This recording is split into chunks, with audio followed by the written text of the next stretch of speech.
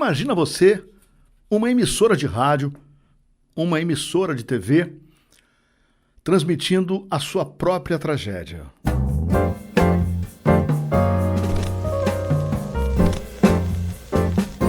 Um incêndio foi o que aconteceu na Rede Globo, se não me engano, assim, acho que 76, se não me falha a memória, 76.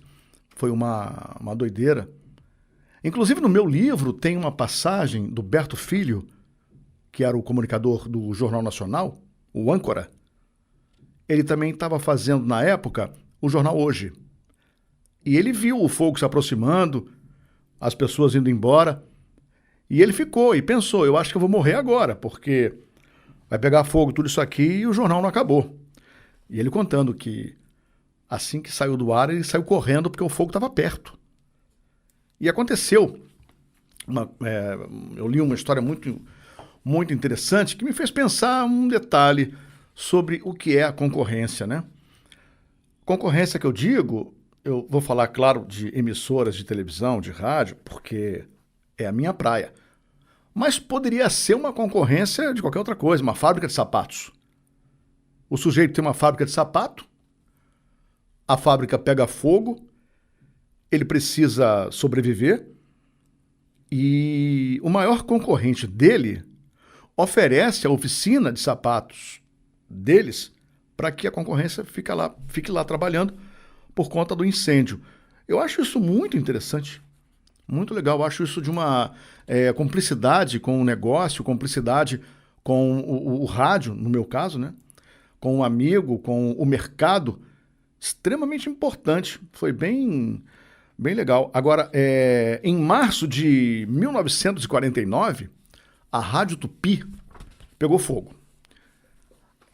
Quando eu falo 1949, eu falo de Assis Chateaubriand, que cuidava daquilo ali como uma joia, né? E era uma joia para ele. Ele queria muito, ele investia muito na Rádio Tupi do Rio de Janeiro. Mas eu não quero falar sobre a história do rádio agora. A história do rádio eu vou contar com mais calma depois. Eu quero falar sobre esse momento, que foi muito interessante. Quando aconteceu o incêndio, o fogo destruiu toda a Rádio Tupi rapidamente.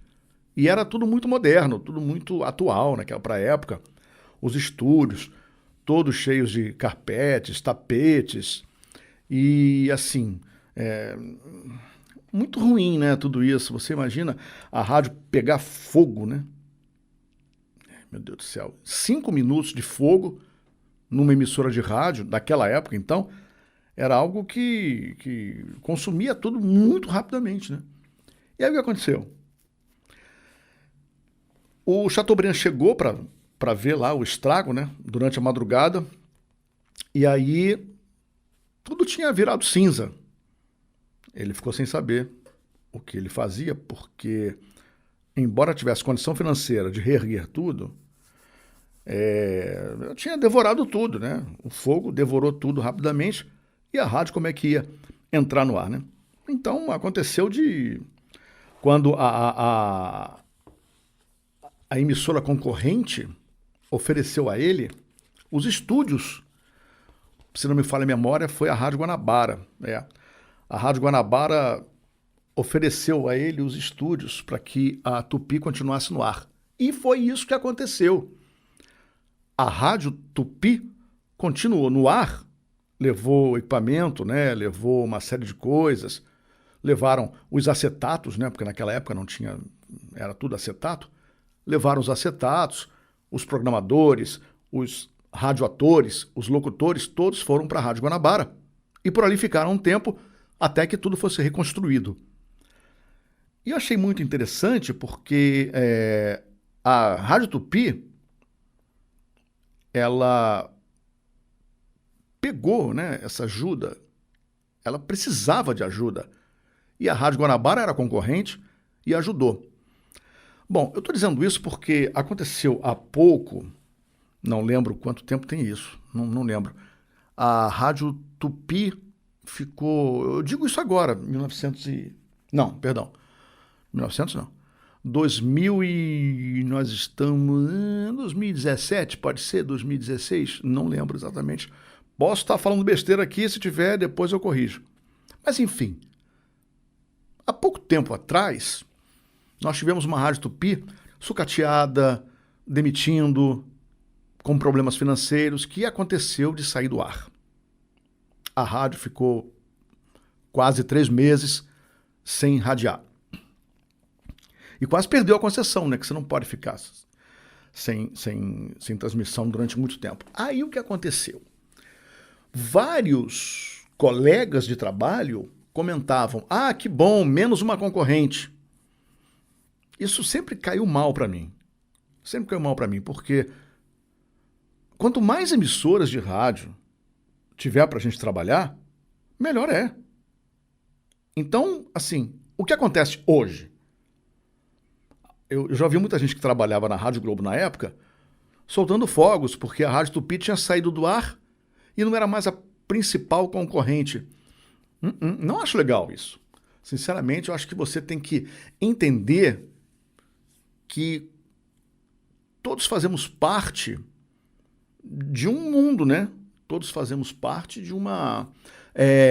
como é que eu vou dizer? De um meio, de um sistema. Isso é muito ruim quando você torce contra.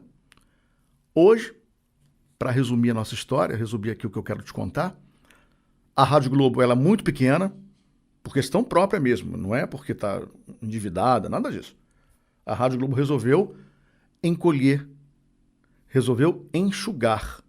Então tem poucos funcionários hoje, um andar inteiro para ela, mas não é muito grande, é bem pequeno. Nada comparado aos 2 prédios na Rua do Russell. E a Rádio Tupi hoje está vento em popa, né? Felizmente, a Rádio Tupi hoje é uma potência, embora a Rádio Globo também seja, mas ela, por decisão própria, resolveu se proteger, vamos dizer assim. Resolveu... não foi por conta do mercado, por conta da família Marinho mesmo, que resolveu cortar custos e continuar com a rádio no ar, mas de outra forma. Sem os grandes comunicadores, sem grandes salários, sem grandes pretensões.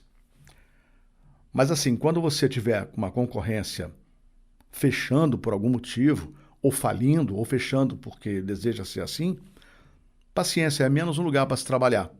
É isso.